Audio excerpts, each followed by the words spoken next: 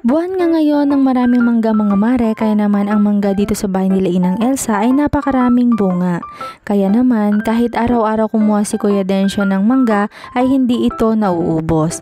Kaya lang may konting problema ang aming Aling Marites dahil araw-araw nga daw ay may nagsisilaglagang dahon ng mangga, kaya naman galit na galit. Araw-araw daw siya nagwawalis kasi nga araw-araw daw may nahuhulog ng dahon ng mangga.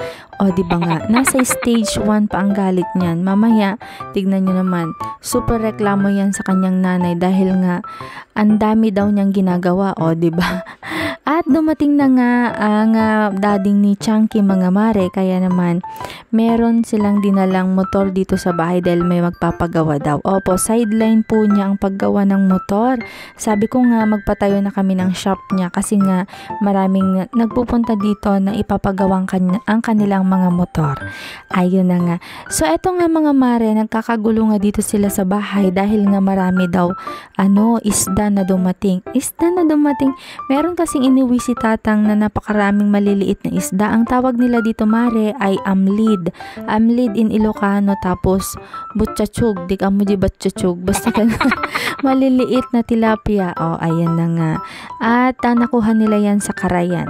Karayan or ilog. At ayun na nga, sinimulan na ni tatang ang magbingay-bingay. Ipapamigay niya yan sa karuba o kaya naman sa mga may gusto at saka sa may kumuha din na kagaya niya. O, di ba nga? Yan pala mare ay syempre inuulam din namin. Minsan ay nililingta nila in Ilocano o kaya naman priniprito, at yung iba mga mare ay eto. Ayan, binibilad sa araw para maging crispy at para tumagal siya, yan, para pindang in Ilocano. Hindi ko alam sa inyo kung anong tawag nyo dyan. So, ayun na nga mga mare. Salamat sa panonood ulit. Hanggang sa muli. Thank you for watching. Bye!